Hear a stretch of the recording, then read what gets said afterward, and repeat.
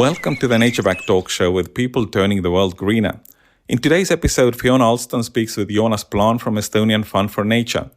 The episode was recorded live at the Impact Day Festival in October 2024. Take it away, Fiona. Hello and welcome to the Nature Backed podcast. We are here today live from Impact Day. So my next guest now is Joonas Plaan. Hello, Joonas. You're a board member of the Estonian Fund for Nature. Tell us about that. Thanks, Fiona. Thanks for having me here. Yes, so Estonian Fund for Nature, it's a non-governmental organization. We work with 5 main topics, which is marine issues, climate change, forestry, wetlands, but also volunteer work, what people can do in the environment. And today, Estonian Fund for Nature is the biggest environmental NGO in Estonia. Okay.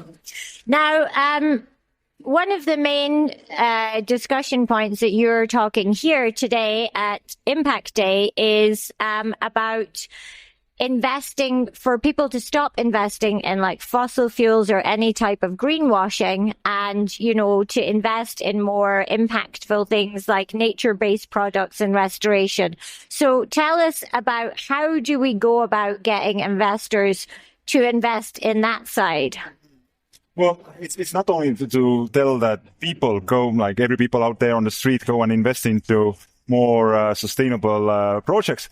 But it's more towards sort of like big companies, whether they are finance companies, banks, but also huge retail chains, which today are looking ways how to use their financial power, their money, to make that make ecosystem better. And here, so far, what we are seeing is that banks have slowly, but still, they have started to stopping investing into fossil fuels, for example.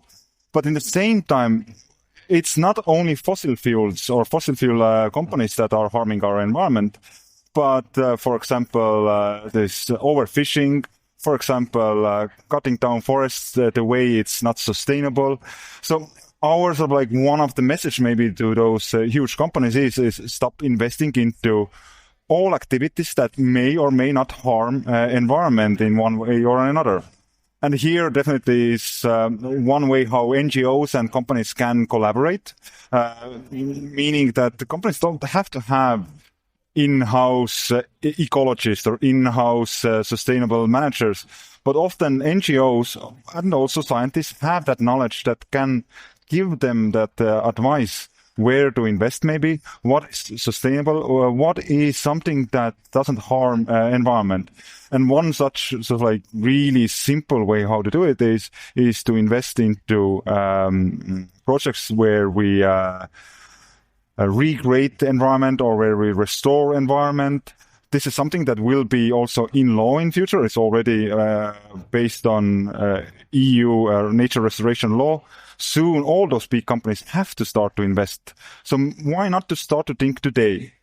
And what you ask, how to motivate them, those businesses, it's not only sort of like that we have a regulation or a law that says them to do that. It will be there. But still, it's opportunity to invest also into activities that can be profitable. And just a moment ago, I was in a panel together with the agriculture company CEO, and he claimed they are a huge company growing organic food. They claim that they are profitable. But in the same time, they are sort of like in the market with companies that are not sustainable as they are. They are not growing organic food. And it's for them easier to get also money from finance institutes, for example. Okay. So when we're asking people to invest in this, traditionally, if you're investing in something, you want something back from it. Like, and you just mentioned there one company that is profitable. Is that always going to be the case, or do people sometimes have to take a little bit of a hit that they're doing something socially responsible rather than for financial gain? What is getting back, or what are we valuing here, or what are we measuring here? And that is Yeah, we're all about the money, and that is sort of like something that's easy to count. But okay, let's think in a different way.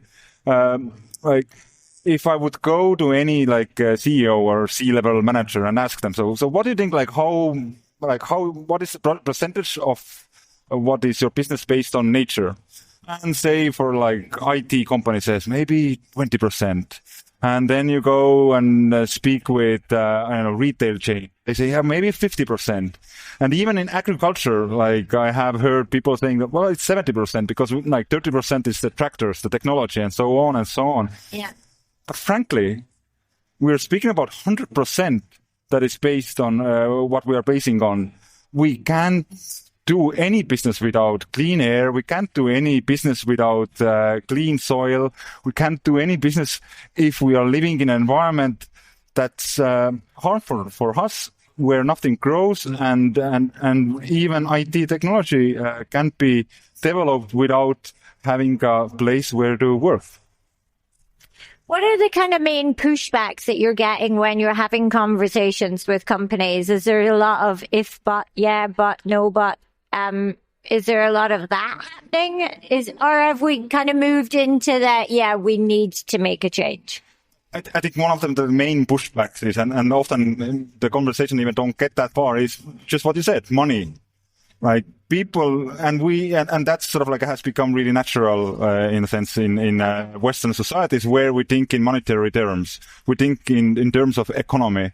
And it's very difficult to put nature into numbers. And even, I would say, dangerous to put nature into numbers. Because then we kind of could say that, okay, I'll pay $1 million or euros, so that I can cut down all the forest, for example. But how much costs the silence that you would get from the forest if you walk there? Very difficult to say. So that is one of the main pushbacks, that we are thinking today still in monetary terms, and it takes lots of cuts to invest into so organic farms, for example, because often the profit will come in years, not in a year. Can you give any examples of a restoration project that's been successful at the moment? Well, we today are currently restoring one wetland in Western Estonia, and this is sorry? What's involved in that? So physically, what we do is we basically try to make rivers and ditches more natural, because during the Soviet era, but also today, there was a huge belief that we are able to control nature and make land more productive by digging rivers and ditches more straight. Okay. And what it has actually done is that it has brought all the nutrients from the fields, and that flows into sea, and that has changed the ecosystems. We don't anymore have basically no fish in Baltic Sea. There's less and less, and we are now rebuilding that nature here. And here we have companies that are supporting us to do that, and often they don't ask nothing back. For example, currently there's one other project is running on funding that was given to our NGO by MasterCard. And okay. They just made a 1 week cap where a small percentage of all the payments that were made with MasterCard went to, say, Baltic Sea. And they didn't do any PR advertisements on that. They didn't make any campaign on that. It was something for them it sounded really normal. We want to give some part of our profit to protect nature some way or another.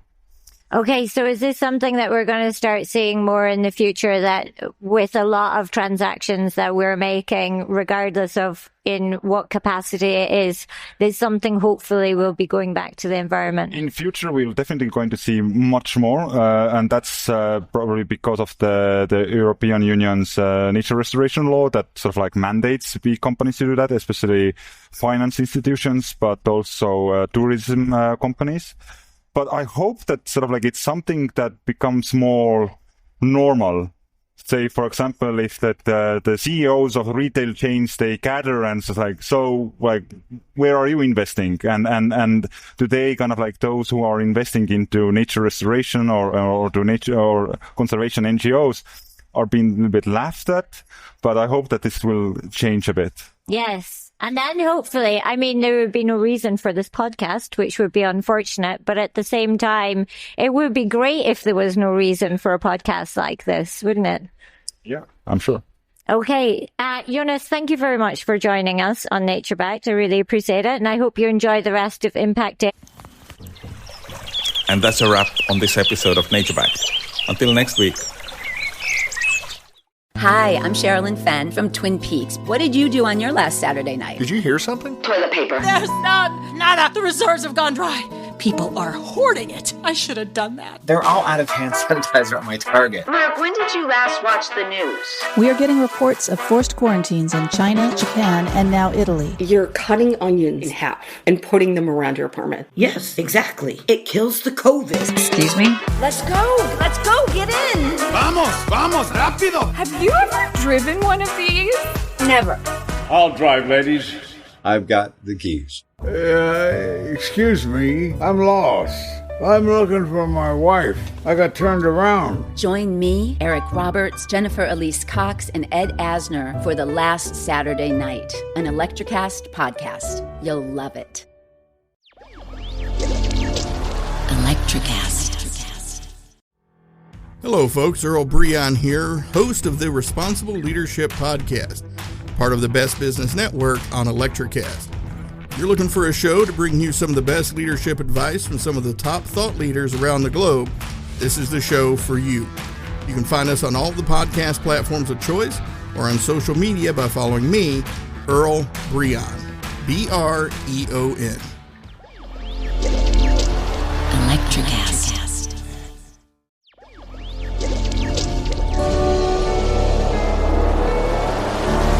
Electrocast.